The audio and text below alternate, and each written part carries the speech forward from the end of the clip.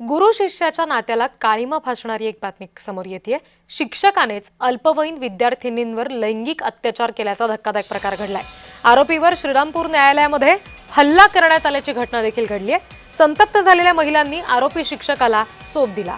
अहिल्यानगर जिल्ह्यातील श्रीरामपूर मधली ही धक्कादायक घटना आहे। नराधम शिक्षकाने 4 विद्यार्थिनींसोबत गैरकृत्य केल्याचं उघड झालंय। अल्पवयीन विद्यार्थिनींवर वर्ग शिक्षकानेच लैंगिक अत्याचार केल्याची घटना घडली आहे।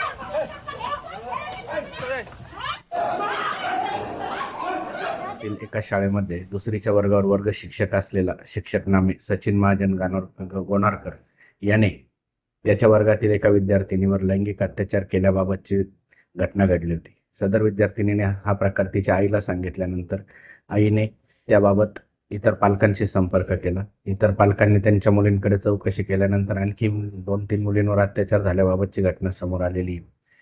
सदर बाबत श्रीरामपूर शहर पोलीस स्टेशन येथे पोक्सो आणि BNS कलम 64 अन्वये गुन्हा दाखल करून संबंधित शिक्षकाला अटक करण्यात आलेली आहे। प्रतिनिधी जयेश सावंत आपल्याशी जोडले गेले, त्यांच्याकडून याबाबतचे तपशील आपण घेणार आहोत। जयेश, संबंधित नराधम शिक्षकाला शिक्षा सुनावली गेलेली आहे का? आपण बघितलं तर शिक्षकाला काही नाव ही घटना आहे। अहिल्यानगर जिल्ह्यातील श्रीरामपूर तालुक्यातील एका नामांकित शिक्षण संस्थेच्या प्राथमिक शाळेत घडलेली आहे।